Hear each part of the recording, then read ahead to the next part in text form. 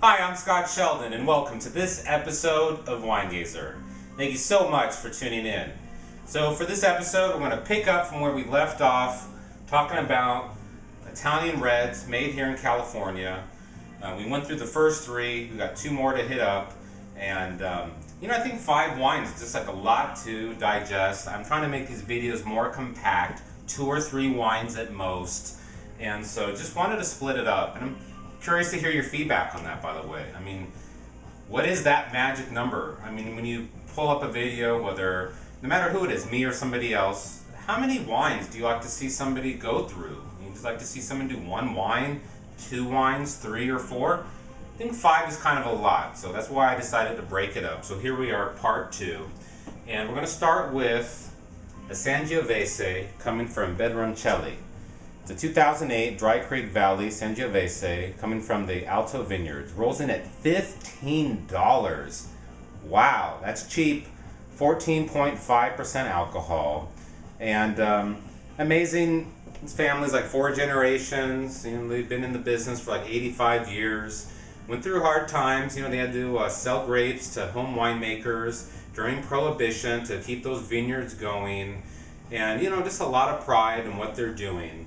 And gotta appreciate that. $15 though, man. I hope this is good.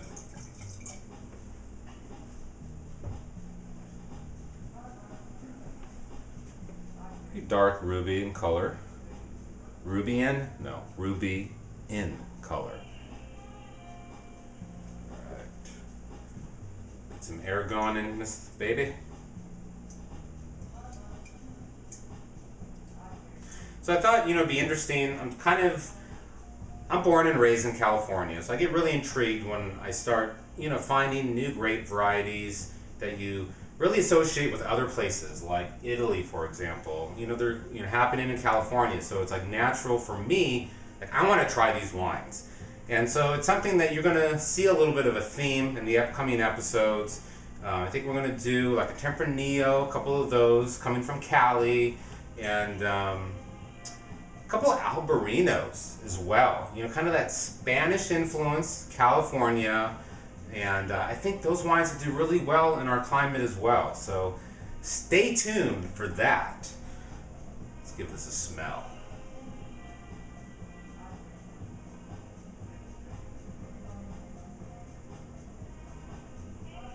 Wonderful, like baked plum, like baking spices. It's really got like a warm, kind of hedonistic vibe to it. It's definitely not like a warm weather wine. This is like, like a cool weather, snuggle up by the fireplace. This is really, there's something really loving about this wine. And you got that kind of really, really dark, overly ripe, sour cherry component.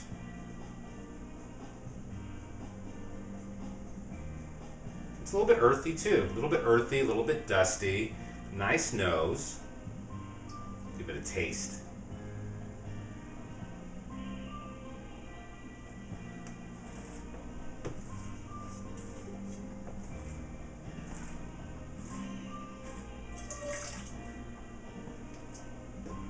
Oh,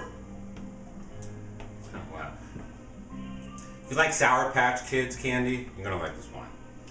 Just an incredible tartness and sourness on the palate, especially just up front. It's like a bam! It's like a smack in the face of just sour cherries and sour strawberries and raspberries.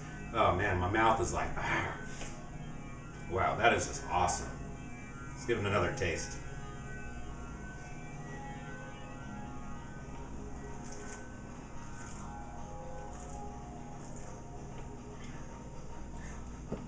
I can't believe this wine's only $15. Great mid-palate, nice finish, nice balance, good acidity. You got some tannins in there. And this wine would actually lay down for a little while. Wow. I'm going 3.5 stars out of 5 stars on this wine. Tremendous effort.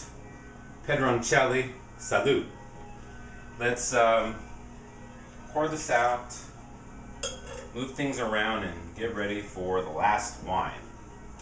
Omaggio, coming from the folks over at Seghesio.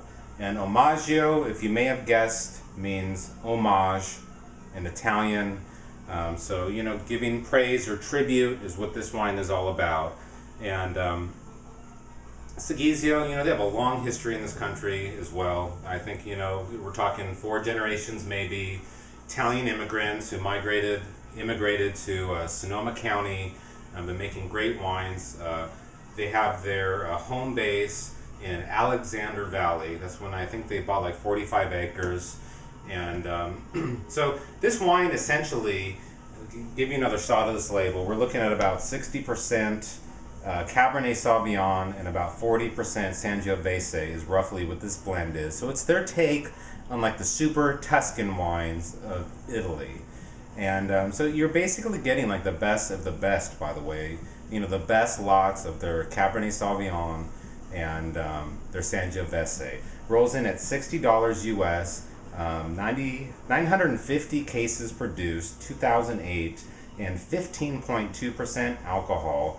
And again, yeah, look at the history here. 1895 is when they started out, and 1910 is when they planted what is now America's oldest and most acclaimed Sangiovese vineyard. There you go.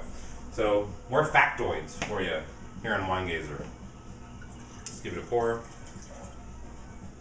Excited to try this wine as well. Haven't really had many super Tuscan style wines from California. Had a few.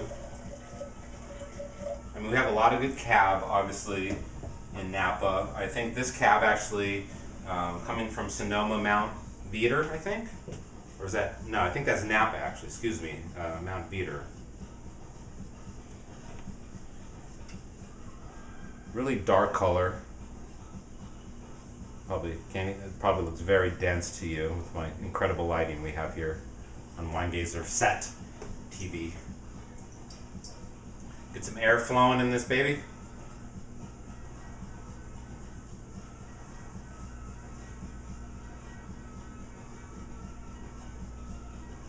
So yeah, you can really smell the Cabernet Sauvignon. You got a lot of that like blackcurrant, cassis, spice box, you know, a little bit of mint actually coming through as well.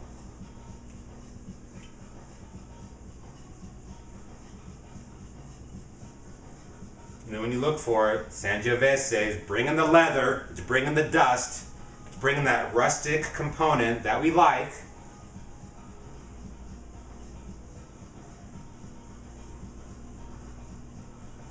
Wow, that's just a wonderful nose. And what's incredible about it is, you know, I'm smelling this wine, 15.2% alcohol, and it is not alcoholic at all in any way in terms of the way that it's coming across.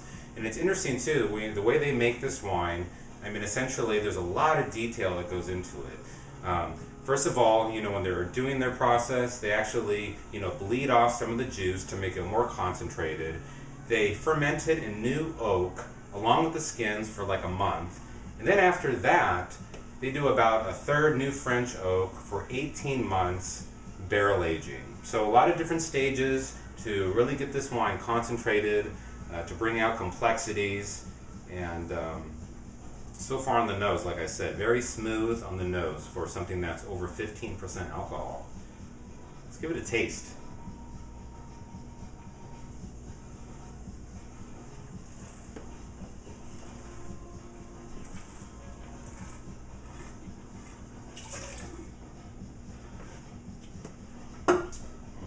Excuse me. So you got like those really overripe plum flavors, like, you know, almost mushy, like black plums, very sweet, overly ripe, almost, you know, I take that back. It's almost more baked plum. You got a lot of kind of like blackberry pie, blueberry pie flavors coming through.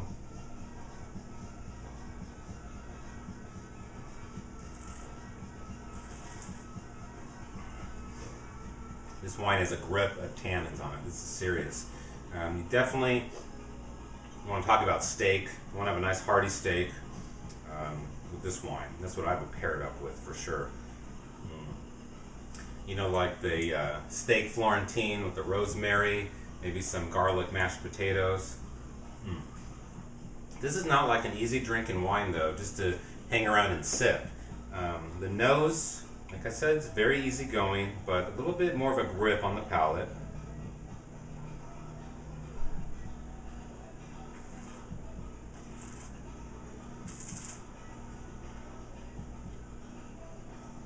I also really like the sweet, dark cherry flavors.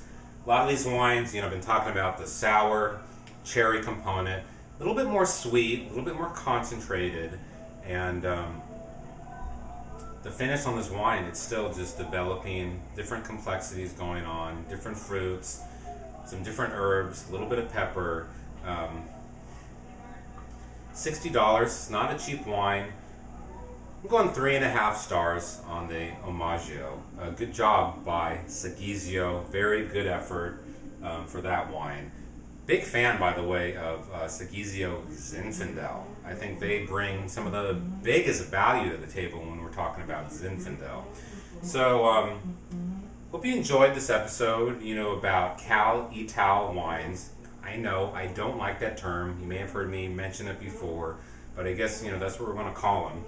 And let's check these guys out online, Seghesio.com, Pedroncelli.com, AugustRidge.com, and if you want to find Toccata, you want to do LLwines.com to look everyone up. And I want to say thank you for all the wineries to send in wines for this episode to participate, to shed some light on what's going on with Italian-style wines being made here in California, yes, on the West Coast, in Cali, and a lot of exciting things, so I recommend, you go out and, try some of these things. What's fun about trying them, too, is you have them with food. That's what it's all about when you're trying some of these new wines is, what are they going to pair up with, and, how are they going to compare to the wines that you're used to drinking in California, and how do they compare with maybe some of these varietals that you drink from Italy. So I would like to hear from you. Is there a wine you've had recently, a varietal or a blend, made here in California, but it's something that you normally don't associate with California, but you found it to be really intriguing, or you liked it, or there was something memorable about it? Let me know. I'd like to hear about it. So, thank you very much. Again, I hope you somehow inspired you, compelled you to spend some of your hard-earned dollars, pick up a few of these wines. There are definitely some great ones to check out and sample. And thanks for tuning in. Until next time, cheers.